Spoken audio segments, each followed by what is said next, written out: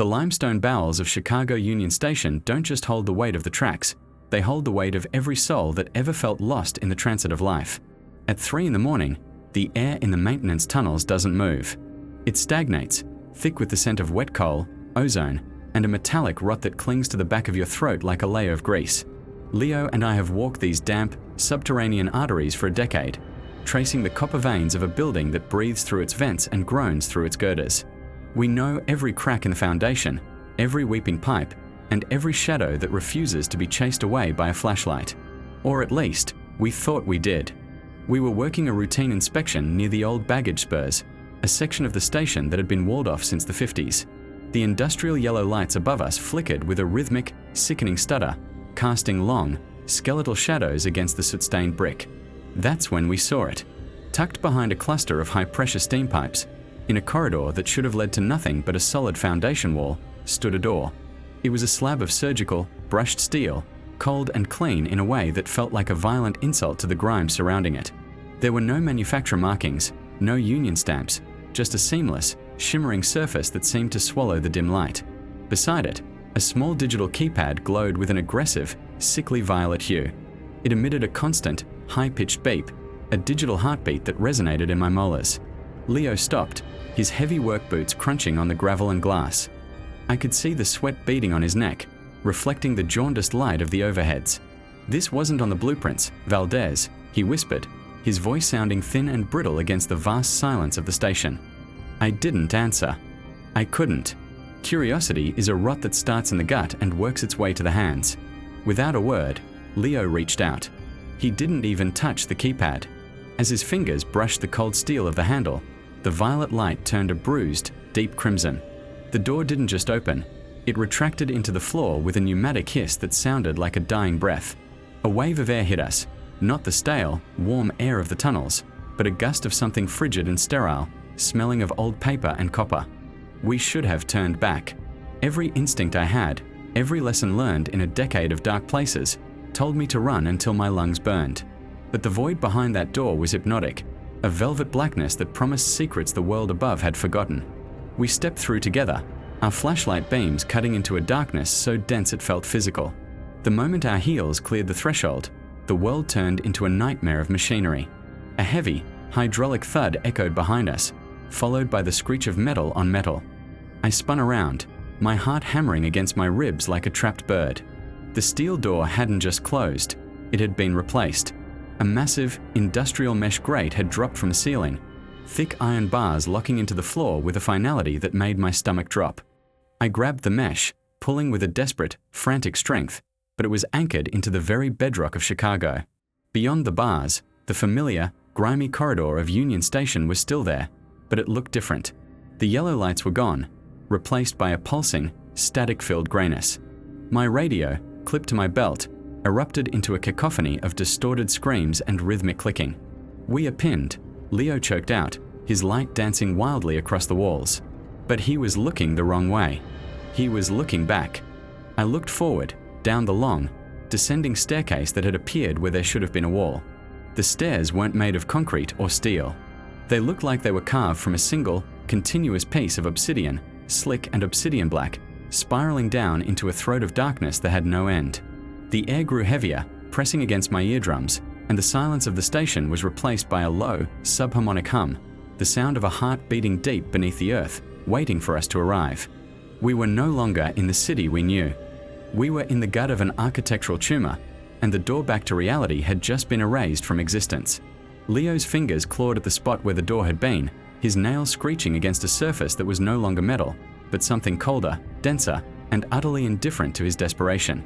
The steel mesh hadn't just dropped, it had fused with the surrounding masonry, the diamond-shaped holes of the grate narrowing like the pupils of a predator. I stood there, frozen, my flashlight beam cutting a jagged line through the rising dust. The air in the corridor had changed in a heartbeat. It was no longer the recycled, lukewarm breath of the Chicago subway system. It was heavy, tasting of ozone and ancient, wet copper, a smell that clung to the back of my throat like a layer of grease. Leo turned to me, his face a pale mask of sweating marble in the harsh lead glow. He didn't scream. He didn't even speak. He just pointed behind us, down the throat of the passage we had just entered. The corridor didn't end. It didn't turn. It simply stretched into a horizon that shouldn't have existed in the basement of Union Station. The perspective was all wrong. The floorboards, weathered concrete that seemed to be sweating a dark, viscous fluid, narrowed at an impossible angle, making the far end of the hallway look miles away, yet every drip of water hitting the floor echoed with a clarity that suggested it was right behind my ear. We were caught in the gut of an architectural tumor. I stepped back, my heavy boots making a wet, sucking sound against the floor. Panic is a cold thing. It doesn't boil, it freezes. I felt it settling in my marrow, a crystalline realization that the rules of the world above had been revoked. I looked up at the ceiling. The pipes weren't copper or PVC anymore. They were ribbed, grey conduits that pulsed with a slow, subharmonic rhythm, like the throat of a sleeping beast. Harsh, flickering fluorescent lights hummed with a frequency that made my teeth ache, casting long, jittering shadows that seemed to detach themselves from our feet, lingering a fraction of a second too long when we moved. Leo finally found his voice, though it was a shredded, fragile thing. He whispered my name, his eyes locked on a junction box mounted to the wall. It was an old, rusted piece of hardware, the kind you'd see in a building from the 1920s, but there were no wires coming out of it. Instead, a thick, black substance was weeping from the seams, and a bundle of something hung from the bottom, tied neatly with industrial zip ties. I moved the light closer, my hand shaking so hard the beam danced like a dying star. It wasn't wire. It wasn't insulation. It was hair. Bushes of it. Long, matted hanks of human hair. Blonde, brunette, grey, and a shocking, artificial red, all of it dripping with a greyish slime. They were tied in perfect, suffocating knots, the zip ties biting into the locks so hard they looked like they were being strangled. I reached out, a morbid curiosity overriding my survival instinct, and touched one of the zip ties. It was cold, but the hair beneath it felt warm. It felt alive. The hum in the walls intensified. It was no longer a vibration. It was a voice, or 1,000 voices, compressed into a single, agonizing drone. We turned away from the hair, stumbling deeper into the impossible geography. We passed a subway sign, the classic blue and red CTA logo, but the text was a jumble of jagged, non-Euclidean symbols that hurt my eyes to look at. Beneath the symbols, a destination was written in plain, chilling English, the Marrow. The station's architecture began to warp further. The walls started to tilt inward, the ceiling descending until I had to hunch my shoulders, the weight of the entire city of Chicago feeling like it was pressing down on my spine. The shadows were no longer just the absence of light. They were physical things, thick and oily, pooling in the corners and reaching out toward our ankles. I saw a door to our left, a heavy wooden thing that looked like it belonged in a Victorian parlor. Leo lunged for it, desperate for an exit, but when he swung it open, there was no room behind it. There was only a vertical shaft of absolute blackness, a void so profound it seemed to suck the light right out of our torches. From somewhere deep within that hole, I heard a sound. Not a scream, not a growl. It was the sound of a page turning, a slow, dry crinkle of paper or skin. We backed away, our breaths coming in ragged, white plumes. The temperature had plummeted. The walls were now covered in a thin frost that smelled of rotting lilies. We found ourselves in what looked like a maintenance bay, but the proportions were nightmarish. The wrenches hanging on the wall were 6 feet long, their metal heads rusted into jagged, serrated teeth. The floor was no longer concrete. It was a mosaic of cracked ceramic tiles, each one painted with a single, unblinking human eye. Thousands of them, staring up at us, their pupils tracking our every movement. Leo began to hyperventilate. The claustrophobia was a physical weight, a hand around his throat. He started to run. I shouted for him to stop, but my voice was swallowed by the static that now filled the air, a dry, crackling sound like a radio tuned to a dead frequency. He ran toward a flight of stairs that appeared out of the gloom, but as he climbed, the stairs didn't lead up. They looped. I watched him run up 30 steps only to emerge from a crawl space in the floor right behind me, his face twisted in a silent, looping scream. The logic of the space had fractured. We were no longer moving through a building. We were being digested. The metallic reflections on the walls became mirrors, but they didn't show our faces. They showed us as we would look weeks from now, hollow-eyed, skin translucent and stretched over bone, our clothes tattered and soaked in that same grey slime. I grabbed Leo by his jacket, slamming him against a wall to stop his frantic, useless running. We stood there, chest to chest, the only two living things in a world that hated life. That's when the lights changed. The harsh, yellow hum of the fluorescents died, replaced by a rhythmic, pulsing red glow that timed itself to the heartbeat beneath our feet. In the intervals of darkness, the shadows moved closer. In the intervals of red, I saw things that the human mind isn't built to process. Figures. Dozens of them. They were standing at the edge of our light, tall and spindly, their limbs bent at angles that defied anatomy. They wore the uniforms of station workers, the high visibility vests glowing a sickly, radioactive orange, but where their faces should have been, there was only smooth, featureless skin, stretched tight like a drum. They didn't have feet. They ended in tapered, blackened points that clicked against the eye tiles like needles. They weren't attacking yet. They were herding us.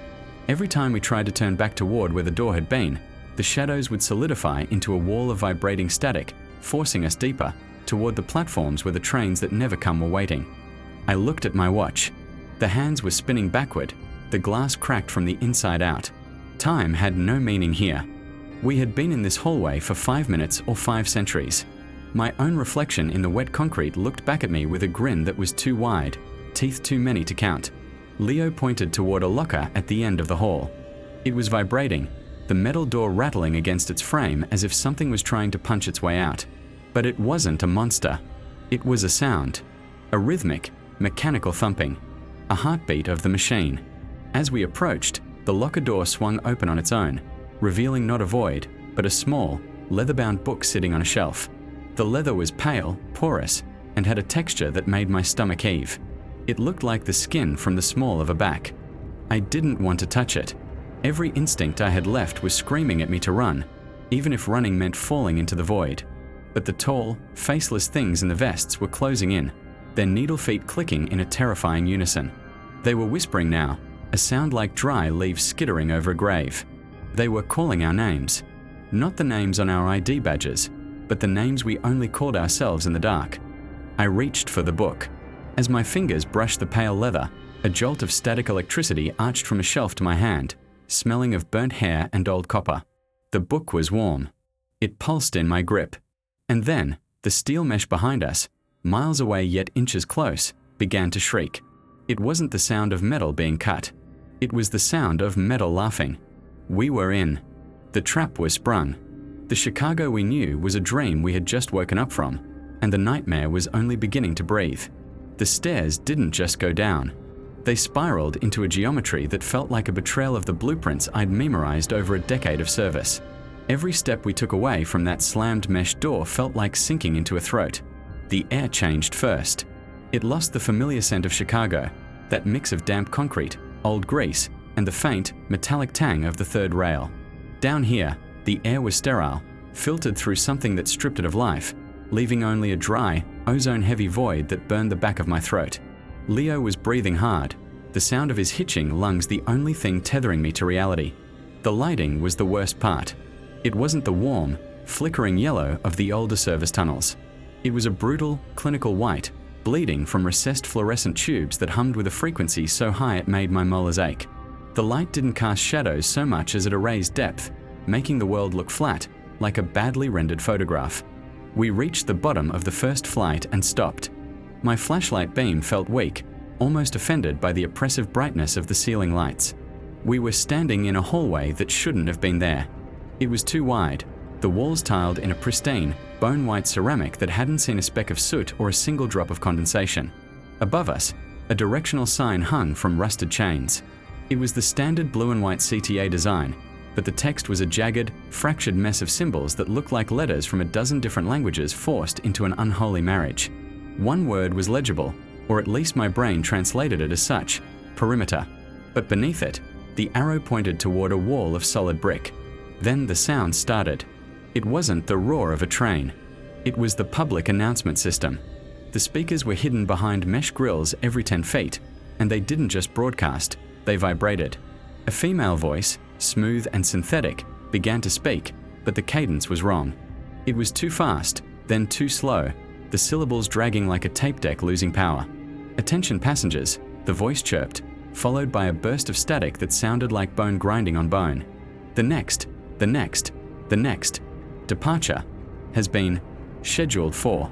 Never. The word never didn't end. It looped, a digital hiccup that turned into a low-frequency growl, vibrating the floor beneath our boots. Leo clutched his wrench so hard his knuckles were white as the tiles. "Valdez, what the hell is that? That's not the op center. That's not anyone." I didn't answer. I couldn't. My eyes were fixed on an electrical maintenance panel labeled Box 4B. It was vibrating. Not the frantic shake of a short circuit, but a slow, rhythmic throb, like a heavy heart beating behind the steel plate. A thin, dark liquid was beginning to seep from the bottom edge, but it didn't smell like oil. It smelled like a basement that hadn't been opened in 100 years. Leo reached out, his curiosity always a step ahead of his survival instinct. "Don't," I whispered, but the word died in the static of the PA system. He unlatched the door. It didn't swing open, it was pushed. A mass of something spilled out, hitting the floor with a wet, heavy thud. It wasn't wires. It wasn't copper or insulation. It was hair. Great, matted coils of it, glistening under those god-awful lights. It was every color imaginable: ashen blonde, deep chestnut, salt and pepper gray, and a black so dark it seemed to suck the light out of the room. It was bundled together in thick, ropey tresses, held tight by hundreds of white plastic zip ties that had been bitten into the strands so deeply they looked like they were part of the growth. The hair was wet, not with water, but with a clear, viscous slime that trailed back into the dark cavity of the wall. As the pile slumped onto the floor, it began to uncoil, the tension of the zip ties snapping and popping in silence. Leo backed away, his face turning a sickly shade of gray. Is that human?" I stepped closer, my gorge rising. I could see the scalp fragments still attached to the ends of some of the bundles, dried, leathery bits of gray skin clinging to the roots. It looked like someone had harvested 1,000 heads and stuffed the remains into the electrical grid to keep the system running. And then, the hair moved. It didn't just slide, it writhed. A slow, undulating motion, as if something deep inside the wall was pulling on the other end of the braid. The PA system shrieked again, a piercing feedback loop that forced us to our knees. Through the wall-shaking noise, a new voice broke through, a man's voice this time, but it sounded like 3 people speaking over each other in a dissonant chord. "Mind the gap," it whispered, the sound coming not from the speakers, but from the open electrical box. "Mind the gap. Valdez. Leo. Mind the gap." The light above us flickered once, twice, and when it stabilized, the shadows had changed. They were longer now, stretching toward us from the corners of the ceiling, moving independently of the light source. The clinical white of the hallway felt heavier, pressing against my skin like a physical weight. The air was no longer dry. It was becoming humid, thick with the smell of wet fur and copper. "Look at the signs," Leo choked out, pointing down the long, unnervingly straight corridor. The directional signs were changing. The symbols were melting, rearranging themselves into words we could finally understand, though I wished we couldn't. One way. No exit. Feeding in progress. The hair on the floor began to slide back into the wall, retracted by whatever invisible force lived behind the masonry. It moved with a sickening slurp, the zip ties scraping against the metal edges of the box. As the last of the chestnut braid disappeared into the dark, I saw something else deep inside the hole. Not a wire, but a finger. A long, pale, multi-jointed digit that hooked onto the edge of the panel and pulled the door shut with a sharp, metallic click. The buzzing of the lights intensified, reaching a crescendo that felt like it would shatter my skull. Then, silence. A silence so absolute it felt like being buried alive. The announcement system cut out, leaving only the sound of our own frantic breathing. But even that was wrong. There was a third breath. A slow, wet inhalation that seemed to come from the very walls themselves. We weren't just in a basement. We were inside a digestive tract. The Chicago Union Station we knew, the commuters, the coffee shops, the Amtrak whistles, was a thin skin stretched over this rotting, humming void. We had stepped through the pore, and now the body was beginning to react to the infection. The hallway ahead began to stretch, the far end receding into a pinpoint of white light while the walls around us stayed exactly where they were. My depth perception shattered. I felt like I was standing on the edge of a cliff, even though my boots were flat on the tile. Leo took a step forward, his voice a ghost of itself. "We have to move, Valdez. If we stay here, we are just part of the inventory." He was right. But as we started to walk, the lights didn't follow us. They didn't stay on.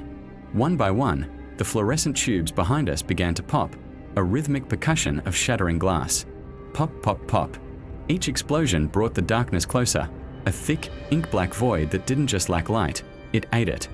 I looked back and saw the shadows of the signs on the ceiling. They weren't swaying with the air. They were reaching down, stretching like fingers toward our necks. And the announcement system hummed back to life, a low, guttural vibration that bypassed my ears and went straight into my marrow. Next stop, the voice rumbled, the synthetic female tone now warped into a wet, clicking growl. Next stop, the skinning floor. Please watch your step. We began to run. Not because we knew where we were going, but because the clinical white light was the only thing keeping the hair and the shadows at bay, and it was dying. Every flicker of the remaining bulbs revealed something new. A handprint on the tile that looked like it had been burned in with acid, a puddle of that same clear slime leading into a vent, a pair of boots sitting neatly in the middle of the hallway, empty, with the laces tied together in a perfect, suffocating knot. The disorientation was total. The floor felt like it was tilting at a 45-degree angle, forcing us to lean against the bone-white walls. But the walls weren't cold anymore. They were warm. They were vibrating. And when I pressed my hand against the ceramic to steady myself, I didn't feel stone. I felt something yielding. Something that felt like muscle beneath a thin layer of tile. We stopped at a junction where 4 identical hallways met. In the center stood a transit kiosk, the kind that usually holds maps of the city. But the glass was cracked, and inside, instead of a map, was a single, handwritten note on a piece of yellowed parchment. The ink was still wet, dripping down the page in dark, vertical lines. It read, "He is not your brother." I looked at Leo. He was staring at me, his eyes wide, his mouth hanging open. But in the harsh, artificial glare of the flickering lights, I noticed something I hadn't seen before. Leo didn't have a shadow. The light hit him, passed through him, and left the floor behind him a flat, unbroken white. "Leo," I whispered, my voice cracking. He smiled. It was a slow, wide movement that didn't reach his eyes. His teeth looked too numerous, too sharp, and for a split second, the clinical light glitched, and I saw his fingers. They didn't end in nails. They tapered into long, blackened points that twitched with a life of their own. The PA system let out a final, triumphant shriek. "All change," it commanded. "This is a terminal station." The lights directly above us exploded in a spray of glass and mercury. The darkness didn't just fall, it pounced. And in that final microsecond of light, I saw the electrical maintenance box 4B swing open again. The hair wasn't spilling out this time. It was reaching. Hundreds of wet, zip-tied tentacles of human hair were lashing out like whips, guided by the pale, multi-jointed fingers of the thing that lived in the walls. I turned and bolted into the dark, the sound of Leo's, or whatever was wearing Leo's skin, laughing behind me, a sound that was less a human laugh and more the rhythmic, wet clicking of a predatory insect. The Chicago I knew was gone. There was only the hum, the hair, and the endless, clinical white void of the station that wasn't a station. I ran until my lungs burned, until the static in my head was louder than my heartbeat, praying for a door, a ladder, a goddamn miracle, anything but the sound of those zip ties snapping in the dark behind me. The hallway didn't end. It didn't curve, and it didn't offer an exit. It just stretched into a clinical, white throat that seemed to swallow our footsteps before they could even echo. Behind us, the sound of those zip ties, the rhythmic, plastic clicking of something being bound tight, faded into a low, electrical thrum. But the silence that replaced it was worse. It was heavy. It was the kind of silence that has teeth. Then the light started. It wasn't a flicker. It was a pulse. A rhythmic, deliberate strobing that felt like the heartbeat of the station itself. 10 seconds of blinding, antiseptic white. 3 seconds of absolute, velvet darkness. In those 3 seconds, the world vanished. In those 3 seconds, I felt the air grow cold enough to crack my teeth. "Valdez, look," Leo whispered. His voice was a jagged shard of glass, trembling so hard I could hear his teeth clicking together. I squinted through the next pulse of light. At the end of the corridor, maybe 50 yards away, a figure stood. It was wearing a high-visibility reflective vest, the neon yellow stinging my retinas against the white walls. For a heartbeat, my soul surged with a pathetic, desperate hope. A worker. Someone like us. Someone with a radio and a key and a way out of this subterranean hell. "Hey!" I screamed, my voice cracking. "Hey, over here. We are maintenance. We are trapped." The light cut out. 3 seconds of nothing. My own heartbeat thudded in my ears, a dull, wet sound. The light punched back in. The figure was closer. It hadn't walked. It had glided. It was 30 yards away now. It was standing perfectly still, its arms hanging limp at its sides. It wasn't wearing boots. Its feet were bare, the skin stained a deep, oily black, like it had been wading through chimney soot or dried blood. The toes were too long, splayed out like the ribs of a fan. Leo took a step back, his hand gripping my shoulder so hard his nails dug into my skin. Something's wrong with him, Valdez. Look at his hands. I looked. The light pulsed out. 3 seconds. The darkness felt like wet wool against my face. The light returned. The man in the vest was 20 feet away. He wasn't a man. The proportions were a lie. His torso was too long, his neck a slender, pale column that seemed incapable of supporting a human head. But it was the fingers that made the bile rise in my throat. They didn't curve toward the palm. They were snapped back, bent at impossible, 90-degree angles against the back of his hands, twitching in a frantic, insectoid rhythm. He didn't have a face, not really. It was a smudge of features, eyes like thumbprints in grey clay, and a mouth that was just a thin, lipless seam. He didn't speak. He made a sound like a skipping record, a high-pitched, mechanical clicking that vibrated in the marrow of my bones. "Don't look at it," I hissed, grabbing Leo's arm. "Run. Just run." We turned and bolted, our boots thudding against the linoleum. We didn't look back, but every time the lights cut out, I could feel the space behind us shrinking. I could hear the slap slap slap of those soot-stained feet hitting the floor, a sound that was too fast, too rhythmic to be human. We scrambled around a corner and nearly collided with a woman. She was dressed in a Chicago Police Department uniform. The silver badge on her chest caught the strobing light, casting a jagged glint into my eyes. Leo let out a sob of relief, nearly collapsing into her arms. "Officer, officer, thank God. There's something back there, something in a vest." I stopped dead. My gut twisted, a cold, oily sensation spreading from my stomach to my limbs. The woman was smiling. It was the most beautiful, perfect smile I had ever seen. Too perfect. Her teeth were white as bleached bone, lined up in a row that seemed to go on for too long, stretching back into the darkness of her throat. She didn't move her arms to comfort Leo. Her hands stayed pinned to her sides. I looked down at her waist. Her utility belt was there, but it was empty. No radio, no handcuffs, no gun, just empty leather loops and a void where the tools of her trade should have been. "Leo, get away from her," I croaked. "Valdez, it's the cops. She can help us." Leo cried, his hand reaching out to touch her sleeve. The light cut out. In the darkness, I heard it. A wet, tearing sound, like a boot being pulled out of thick mud. And then, a whisper. It didn't come from her mouth. It came from the air around us, a dozen voices layered on top of one another, some deep, some high, all of them wrong. "Everything is fine," the voices said. "I am here to protect and serve. Look at my smile." The light punched back. The woman was still smiling, but her head was tilted at an angle that should have snapped her spine. Her shadow didn't stretch away from the flickering bulb above us. It reached toward us, crawling across the floor tiles like a predatory stain, moving independently of her body. While she stood still, the shadow's arms were reaching out, its long, jagged fingers inching toward Leo's ankles. "Look at the shadow," I screamed, lunging forward and tackling Leo away from her. As we hit the ground, the light cut out again. In the blackness, the officer laughed. It wasn't a human laugh. It was the sound of a pressurized valve blowing, a rhythmic huffing of air that smelled like rotting copper and ozone. When the light returned, she was gone. But the hallway had changed. The walls were no longer clean white. They were weeping. A thick, translucent sludge was oozing from the seams of the ceiling panels, smelling of stagnant water and old hair. The rhythmic strobing was getting faster now, the intervals of darkness stretching longer, the intervals of light becoming brief, violent flashes of lightning. We ran. We didn't have a choice. The things were behind us, and the things were in front of us, and the station was breathing.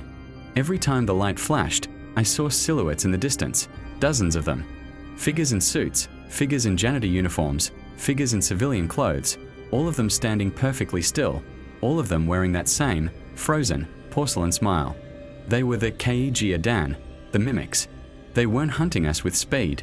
They were herding us. They were moving only when we couldn't see them, inching closer with every pulse of darkness, tightening the circle. The air grew thick and humid, the clinical scent of the station replaced by the heavy, suffocating smell of wet earth and clay. The floor began to slope downward, the linoleum giving way to rusted metal grating.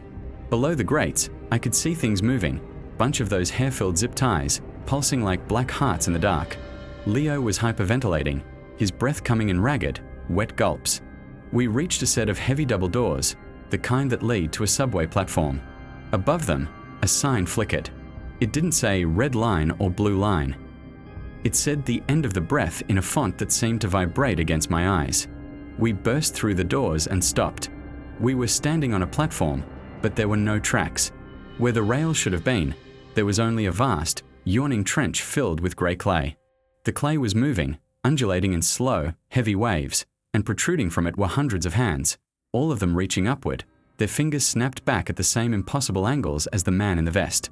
The strobing lights were frantic now, a chaotic seizure of electricity. There, Leo pointed, his voice a ghost of a sound. A ladder. High above us, set into the concrete ceiling, was a rusted manhole cover with a steel ladder leading up to it. It was our only hope.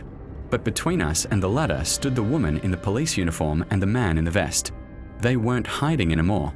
They were standing side by side, their shadows merging into a single, black mass that began to rise from the floor like a wall of ink.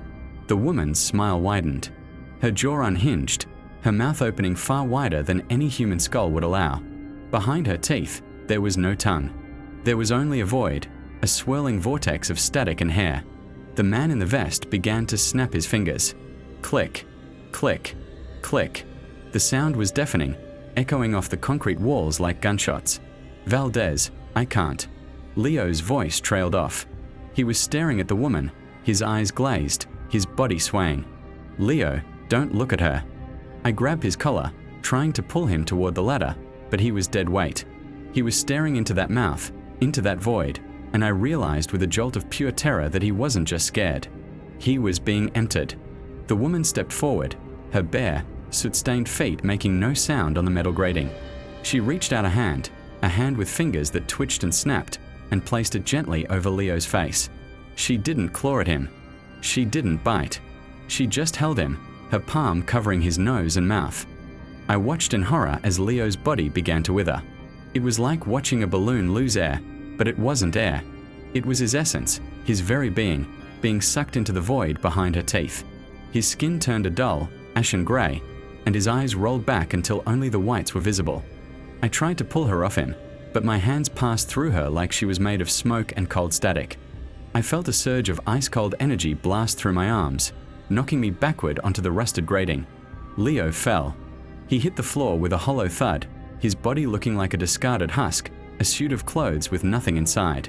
The thing wearing the police uniform turned its head toward me. The smile was still there, but it was larger now, more satisfied. It began to inhale, a long, whistling sound that seemed to pull the very oxygen from my lungs. I scrambled backward, my hand hitting something hard and cold on the floor. It was the leather-bound book we'd seen earlier, the one that looked like it was wrapped in something too soft, too porous to be cowhide. My fingers brushed against the cover, and the book felt warm. It felt alive. I didn't think. I just grabbed it and sprinted for the ladder. Behind me, the clicking grew faster. The shadows were rising, the black ink of them crawling up the walls, cutting off the flickering light. I reached the ladder and began to climb, my muscles screaming, my lungs burning in the thinning air. The woman was at the base of the ladder. She didn't climb. She just stood there, looking up at me, her void mouth open, her shadow stretching up the rungs like a black snake. I reached the top, my fingers fumbling with the heavy iron of the manhole cover. It wouldn't budge. It was locked from the other side, or maybe it was just the weight of the world above holding it down. The air was almost gone. I could feel my vision tunneling, the black spots dancing in my eyes. I looked down.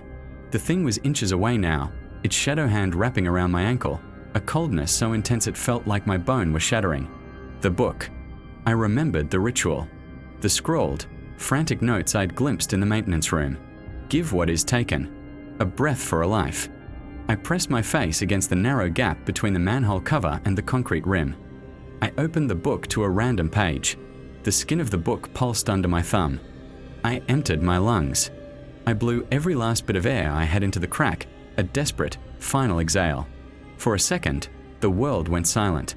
The strobing stopped. The clicking stopped. The coldness at my ankle vanished. The manhole cover groaned.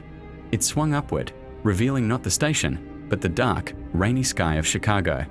I hauled myself out, gasping, sobbing, rolling onto the wet pavement of an alleyway near Canal Street. I lay there for a long time, the rain washing the grime and the smell of ozone from my skin. I didn't go back. I didn't call Leo's name. I knew he was gone. I knew that whatever was down there had kept the part of him that mattered. When the police finally arrived, I led them back to the hallway.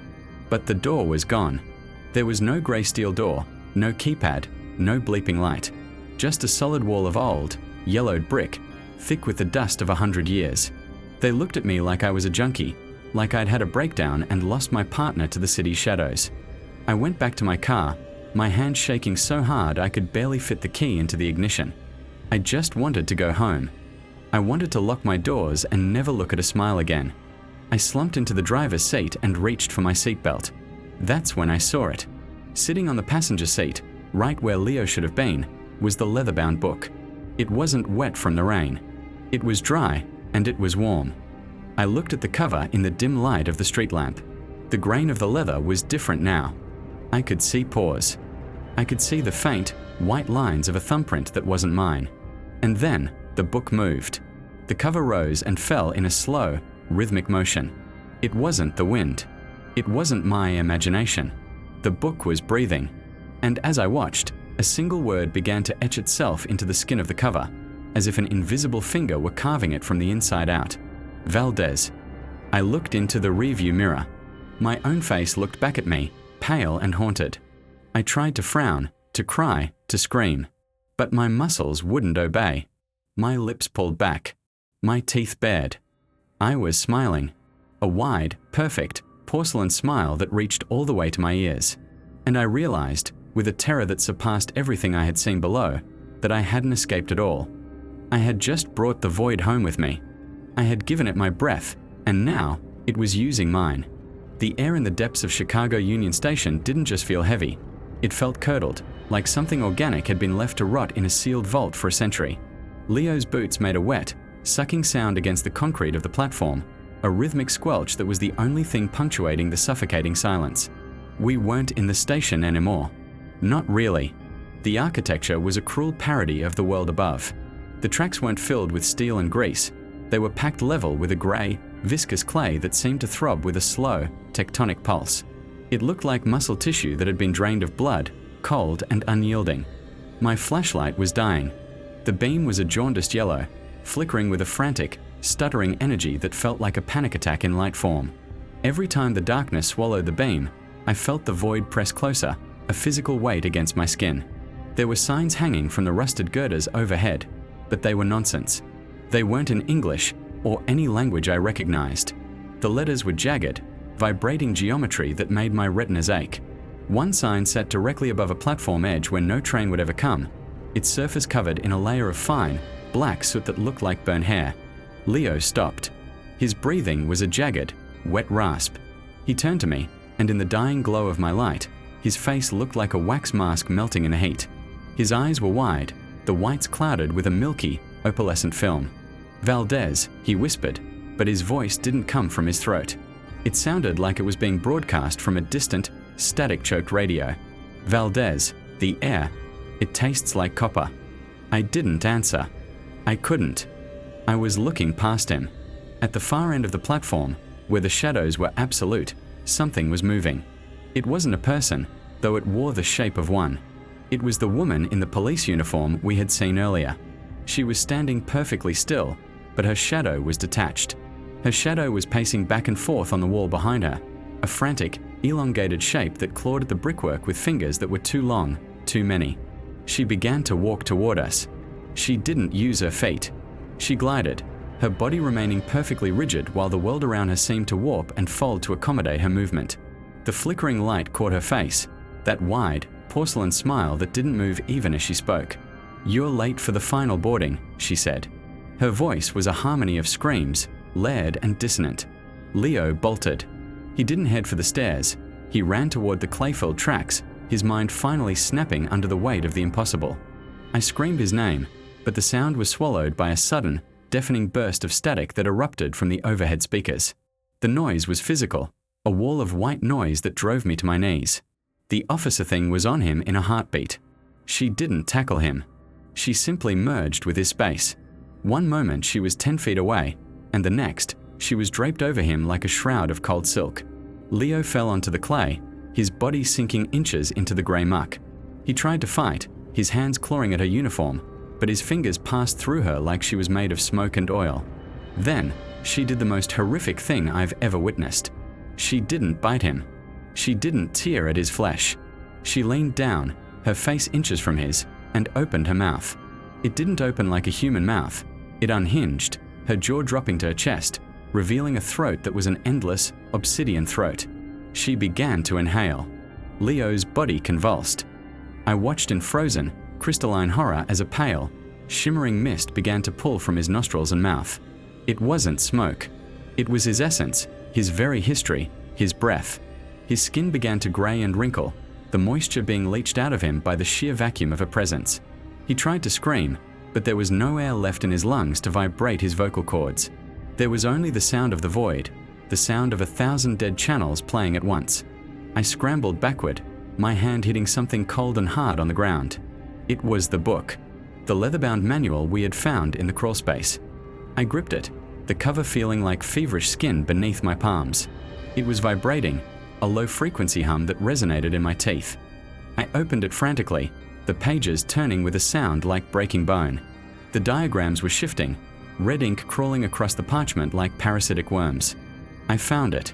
A sketch of a man pressed against a ceiling hatch, his face contorted in a silent howl. The text beneath was a jagged scrawl. The gate requires the void within. To leave the deep, one must become the vacuum. Give the breath to the stone, or the stone will take the life. I looked up. Directly above me, nearly 20 feet high, was a rusted iron hatch. It was the only way out, but it was sealed, calcified by decades of rust and something that looked like dried bile. Leo was gone. His body was a shriveled husk, a discarded skin discarded on the pulsing clay. The thing that wore the officer's skin stood up, its belly distended, its porcelain smile wider than ever. It turned its head 180 degrees to look at me, its neck popping with the sound of dry twigs snapping. I didn't think. I climbed. I used the rusted support pillars, my fingernails tearing as I hauled myself upward, fueled by a desperation that bypassed pain. I could hear it behind me, the sliding, wet sound of the entity moving across the platform. It was humming a lullaby that sounded like a funeral dirge. I reached the hatch. My hands were slick with sweat and blood. I pounded on the iron, but it was like hitting a mountain. It wouldn't budge. I looked down. The thing was at the base of the pillar.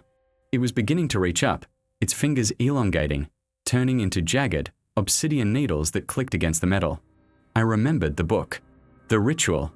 I pressed my mouth against the freezing, rusted seam of the hatch. My heart was a frantic bird trapped in my ribs. I closed my eyes, picturing the void, picturing the way the entity had drained Leo. I didn't just exhale. I forced the air out. I pushed until my lungs burned, until my ribs felt like they were collapsing inward, until there wasn't a single molecule of oxygen left in my blood. I gave the hatch everything. I gave it my heat, my voice, my very life force. The iron didn't just open. It shrieked. The seal broke with a sound like a gunshot. A vacuum from the other side, the real world, roared into the subterranean tomb. The pressure change was violent. I was sucked upward. My body dragged through the jagged opening as the air from the station above rushed down to fill the void I had created. As I was pulled through, I felt a cold, sharp hand brush against my ankle. The entity. It didn't want me to go. It wanted the rest of the breath I didn't have. I kicked, my boot connecting with something that felt like wet cardboard, and I scrambled into the darkness of a maintenance crawlspace. I slammed the hatch shut. I didn't have a lock, so I threw my entire weight onto it, sobbing for air that wouldn't come. My lungs were paralyzed, a vacuum-sealed bag of meat. I lay there in the dark of the upper crawlspace, the the smell of grease and Chicago ozone finally hitting my senses. I was back. I was in the station. But the silence was different now. I crawled toward the light of a service exit, my limbs heavy and numb. When I finally broke through into the main concourse of Union Station, the world felt thin, transparent. The commuters moving through the hall looked like ghosts, their colors muted, their voices sounding like they were underwater. I made it to my car. I don't remember the drive. I just remember the feeling of the leather seat beneath me, a physical anchor in a world that felt like it was made of wet paper.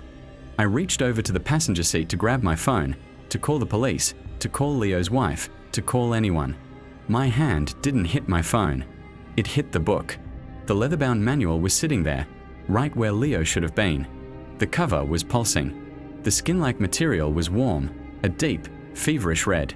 And as I watched, a new line of text began to etch itself into the hide of the cover, a jagged scrawl that mirrored my own heartbeat. Valdez, it's not your breath we keep. It's the space you left behind. I looked in the rearview mirror. My reflection was there, but it was wrong. My eyes were the same milky, opalescent white I had seen in Leo's. My mouth began to move, but I wasn't the one controlling it. The teeth bared. I was smiling. A wide, perfect, porcelain smile that reached all the way to my ears. And I realized, with a terror that surpassed everything I had seen below, that I hadn't escaped at all. I had just brought the void home with me. I had given it my breath, and now it was using mine. The car engine was a low, rhythmic thrumming that felt less like a machine and more like a dying pulse vibrating through the floorboards. I sat there, paralyzed in the driver's seat of my own Ford, parked under the sickly orange glow of a street lamp that flickered with the stuttering frequency of a failing heart. The moonlight, pale and cold as a cadaver skin, bled through the windshield, casting long, jagged shadows across the dashboard. My hands were still gripped tight around the steering wheel, my knuckles white and prominent, looking like polished bone beneath the thin, translucent parchment of my skin. I looked in the rearview mirror again. My reflection was a stranger. The man staring back had eyes that were hollowed out, two pits of pitch black ink where the light went to die. And that smile. It wasn't mine. It was a jagged, porcelain architectural error, a row of teeth too white, too straight, and far too many. It felt as if my face was being stretched over a frame that didn't fit, the skin tight and weeping at the corners of my mouth. I tried to close it. I tried to force my lips together, to scream, to weep, to do anything other than project that horrific, ecstatic grin. But the muscles in my jaw were locked, frozen in a state of permanent, silent laughter. I reached out, my fingers trembling, and touched the passenger seat. My hand met something warm, something soft, something that shouldn't have been there. There at Saturday. The ledger. The book I had seen in that sub-basement, that impossible crawl space beneath the foundations of the world. In the dim, necrotic light of the cabin, the book looked different. It wasn't just old leather. The surface was porous, mapped with fine, blue veins that throbbed with a slow, agonizing rhythm. I could see the grain of the hide, the tiny follicles, the imperfections of a life once lived. It was bound in the harvest of 1,000 lost souls, a patchwork of human history stitched together with black, nylon thread that looked suspiciously like surgical sutures. And it was breathing. The cover rose and fell. A slow, deep expansion followed by a long, whistling hiss as the air escaped from the gaps in the binding. It was the only sound in the car besides the static hum of the radio that I hadn't even turned on. The static was a voice, or 1,000 voices, compressed into a singular, grating shriek that sat at the edge of my hearing, whispering secrets about the void, about the places where the light of the sun never reaches, and about the things that wait in the crawl spaces of reality. I looked down at my own chest. My lungs felt like 2 bags of wet sand. Every time I tried to draw breath, I felt a sharp, stabbing sensation, as if I were inhaling shards of broken glass. I remembered the ritual. I remembered pressing my mouth against that cold, iron grate in the ceiling of the abyss, exhaling every ounce of my life, every scrap of my oxygen, just to satisfy the hunger of the thing that lived in the dark. I had given it my breath to pay for my escape. But as I watched the book on the passenger seat expand with a sickeningly familiar cadence, I realized the debt wasn't settled. It was being collected in installments. The air in the car began to grow heavy, thick with the smell of ozone and rotting lilies. I looked out the window at the familiar streets of Chicago, but they weren't familiar anymore. The buildings seemed to lean inward, their windows like empty eye sockets watching my slow disintegration. The streetlights weren't just flickering, they were blinking in a code I couldn't decipher, a rhythmic stutter that matched the pulse of the book. I reached for the door handle, desperate to run, to throw myself into the cold night air, but my arm felt heavy, leaden. I looked down and saw my shadow. It was detached. It wasn't following the angle of the moon or the street lamp. It was standing upright against the interior door panel, a silhouette of a man with elongated fingers and a head that tilted at an impossible, broken angle. My shadow wasn't mine anymore. It was an occupant, a squatter in my own skin. The book let out a wet, gurgling sound. A page turned, seemingly on its own, the paper sounding like the rustle of dry autumn leaves over a grave. I leaned over, my vision blurring, my head light with the onset of hypoxia. On the page, written in a dark, brownish ink that smelled faintly of copper, was my name, Valdez. Below it, the ink began to spread, forming new letters, new words that hadn't been there a second ago. They were being written by an invisible hand, the script jagged and frantic. "You gave US the breath," it read. "Now we need the vessel." I felt a coldness start at the base of my spine and crawl upward, a numbing frost that turned my blood to slush. My reflection in the mirror began to change again. The skin around my eyes started to grey, to flake away in small, ash-like scales. The smile remained, but now I could see something moving behind my teeth. Something dark and many-legged, skittering just behind the barrier of my white, porcelain grin. I tried to speak, to call out for help, but all that came out of my throat was a puff of grey dust. I had no air left. The book had it all. It was inhaling for me, exhaling for me, its leather-bound cover growing taut and glossy with the vitality it was leaching out of my marrow. I looked at the dashboard clock. The numbers were spinning backward, the red LEDs blurring into a singular, bleeding line of light. Time was unraveling. The car wasn't on a street anymore. I looked out the window and saw only the grey, featureless void of the tunnel, the endless rows of rusted pipes and the dripping, calcified walls of Union Station's forgotten womb. I had never left. I was still down there, staring into the dark, while this thing, this imitation of me, sat in my car and prepared to drive into my life. The book's breathing grew faster now, a frantic, panting sound that filled the cabin. It was excited. It was hungry. The veins on the cover were bulging, turning a deep, bruised purple. I felt my consciousness beginning to slip, to fray at the edges like a moth-eaten curtain. I wasn't the driver anymore. I was a passenger in my own body, locked in the trunk of my own mind while something else took the wheel. The entity that had worn the neon vest, the woman with the backward shadow, the things with the folded fingers, they weren't just monsters in the dark. They were prototypes. And I was the finished product.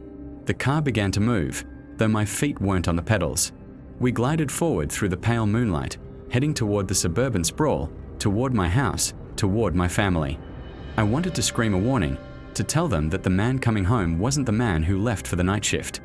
I wanted to tell them that Valdez died in a hole beneath the tracks, choked out by the weight of 1,000 years of silence. But I couldn't. I could only watch through the windows of my own eyes as the world outside began to distort and rot. The trees became skeletal hands reaching for the sky. The houses became mausoleums. And the book on the seat beside me finally stopped its frantic breathing. It sat still, bloated and heavy, a parasite that had finished its meal. The last thing I felt before the darkness claimed me entirely was the sensation of a cold, wet hand resting on my shoulder. It wasn't the hand of a friend. It was the hand of the void, reaching out from the pages of the skin-bound ledger to claim its new home. The smile on my face widened until I heard the wet snap of my jaw unhinging. I was home, and I had brought the silence with me.